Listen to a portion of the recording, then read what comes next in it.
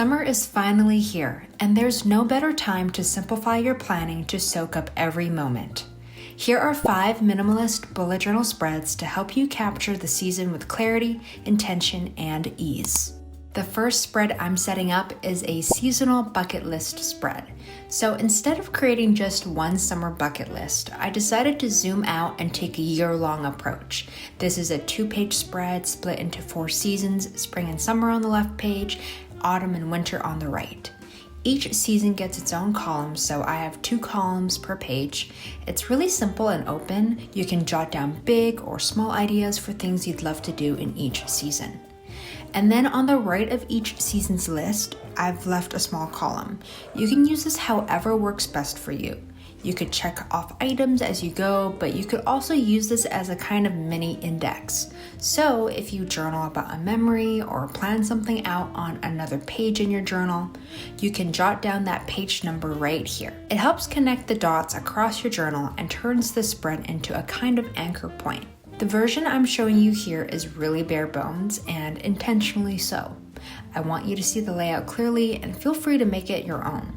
Add color, washi tape, stickers, doodles, whatever makes it feel fun and inviting for you.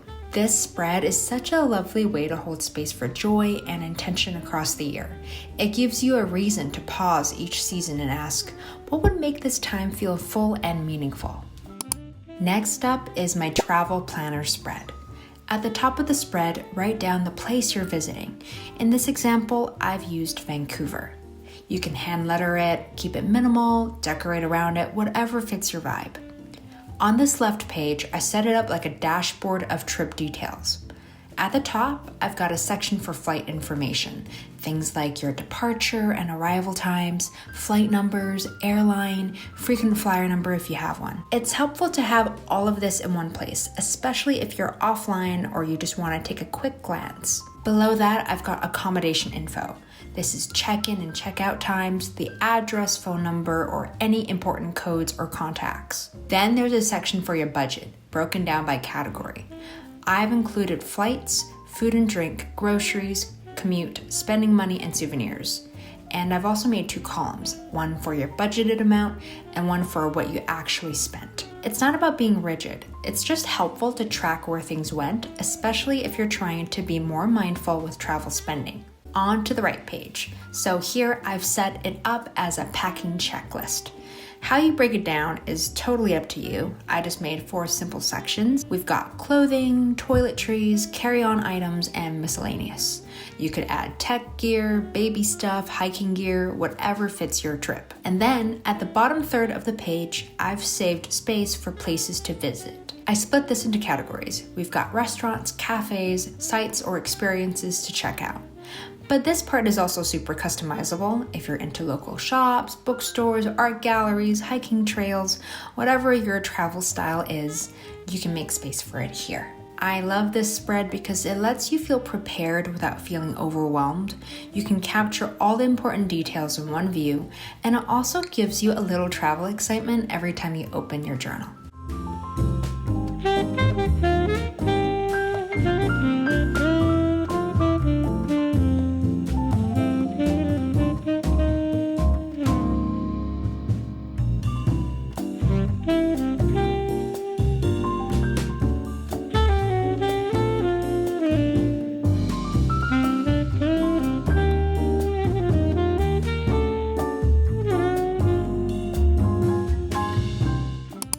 This next spread is a monthly outdoors log. I made this as a way for you to gently track how much you're spending outside. This is great for anyone who's set a goal to be off their phone more, to get some fresh air, to stop hiding in their room when the weather is beautiful. Sometimes it just takes a little intention to break the scroll and stay inside habit. This is a 1-page spread and it's really simple to set up. On the left-hand side, we've got a linear calendar, just the dates going down the page so I can log something each day if I want to. It's not about perfection or logging every single moment. It's just a place to check in with yourself. Next to the calendar, I've created a table with a few columns. We've got time spent, location, and activity. And then we've got a little feelings column at the end. I just use doodles for that. A heart means I loved it, a smiley face means it was nice, and a neutral face is like, meh, not really for me. It's such a simple way to reflect on what actually filled your cup, what activities you want to do more of, or which ones maybe weren't worth forcing. Also, you'll notice I had a little stamping mishap with the header. I ran out of room when I was stamping out July outdoor log, so now it just says July outdoors. Oh well. This spread is a lovely way to build awareness, gratitude, and a little momentum towards spending time in nature, even if it's just 5 minutes on your porch or a full-blown berry picking adventure. The fourth spread is just for fun, a summer self-care bingo spread. Sometimes self-care can feel like this big abstract thing or something we forget about when life gets busy, so this is a lighthearted and actionable approach to it. This spread is exactly what it sounds like, a bingo board, but filled with little self-care activities to sprinkle throughout the summer. I just drew out a 5x5 grid, so 25 squares in total, then filled each box with an activity. I actually forgot to leave the center square free because traditionally with a bingo board, you've got the center square open, but oh well. These activities can be big or small, quiet or social. There are no rules here. A few of the things I'd like to do this summer are go to our local farmer's market, go berry picking with the kids, get 20 minutes of morning sun, and stay consistent with my supplements. You can include anything that feels like self-care to you. That might be journaling outside, visiting a new park, drinking your coffee slowly in the morning, or saying no to something that drains you. The idea isn't to win at bingo, it's just a playful nudge to care for yourself intentionally this season, without perfection or pressure. If you get a full row, awesome. If you fill in 3 random squares, that's a win too. The last spread for this video is all about seasonal food inspiration. On the left page, I've created a summer meal ideas dashboard. I set it up in 5 columns. We have breakfast, lunch, dinner, snacks, and desserts. Cannot forget about desserts. It's just a space to brain dump simple, fresh ideas for meals, especially helpful when it's super hot out and the last thing you want to do is to turn on the oven or think too hard about what to make. These can be repeat favorites, things you want to try, or just go-to meals that work well for your rhythm in the summer.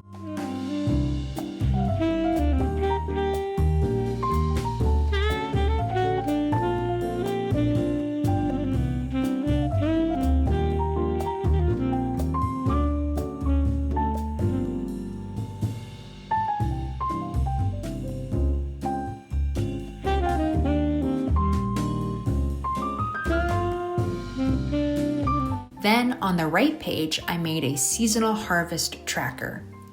On the left side of this page, I've listed out all the fruits and veggies I want to track, things that I'd love to eat more of when they are in season.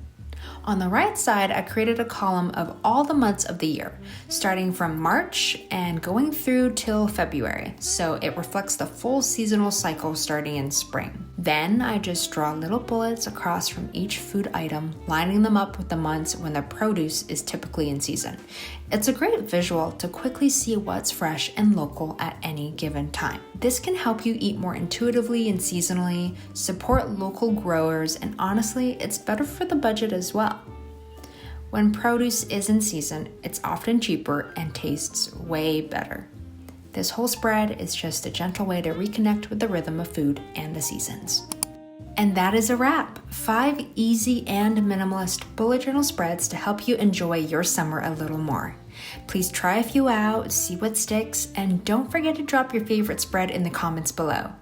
Thank you so much for watching, and I'll see you in the next one. Bye!